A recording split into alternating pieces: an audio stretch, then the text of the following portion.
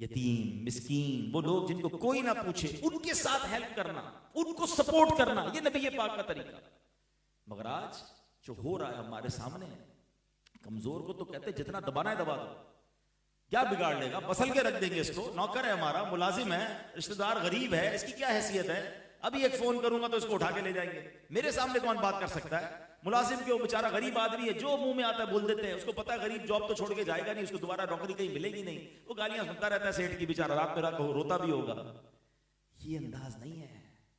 बेशक वो गरीब है, बेशक वो कमजोर है, मगर वो बंदा रब का है, मेरे और आप में कोई उसमें फर्क नहीं है।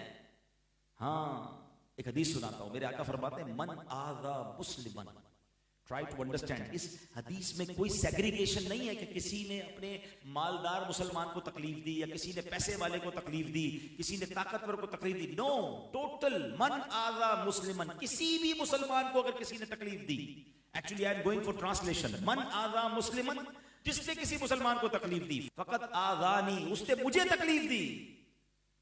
फिर आगे फरमाया जिसने मुझे तकलीफ दी वो ऐसा है जिससे उसने अल्लाह को तकलीफ दी। एक मुसलमान को तकलीफ देना बात किधर तक जा रही है?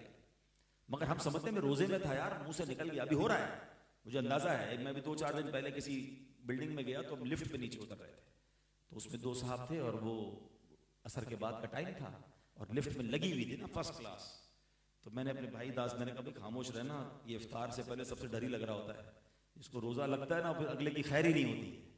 भाई आपको रोजा लगा, ये आपका प्रॉब्लम है, आपने पूरी सुबह से पानी नहीं खाया, चाय नहीं पी, आपको सिगरेट की आदत थी, आपको टेंशन है, आप किसी को तो ना उससे तो इफ्तार ना कर लेना।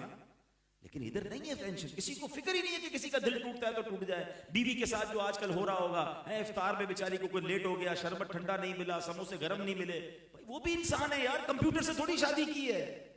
होना तो ये चाहिए था कि हम अपने घर वालों को भी कहे 10-15 मिनट पहले सब खत्म करो, आओ दुआ करते हैं। अरे इफ्तार का वक्त तो दुआओं का वक्त है, रोजाना 10 लाख गुनाहगार बख्शे जा रहे हैं इफ्तार के वक्त, और हमारे दस्तरखान पर अफरा तफरी है, समोसे किधर है तो वो किधर है, तो दही बड़े किधर है, अभी तक ये चीज नहीं आई। अरे मांगने का टाइम है यार, फिर खा लेना थोड़ी देर बाद। इफ्तार पानी से भी हो जाएगा, दुआएं नहीं मिलेंगी इफ्तार वाली बात में। खुदा की कसम सारा साल याद करोगे कि यार इफ्तार की दुआ का क्या लुत्फ होता है। खाना पीना हमने रमजान को बना दिया है।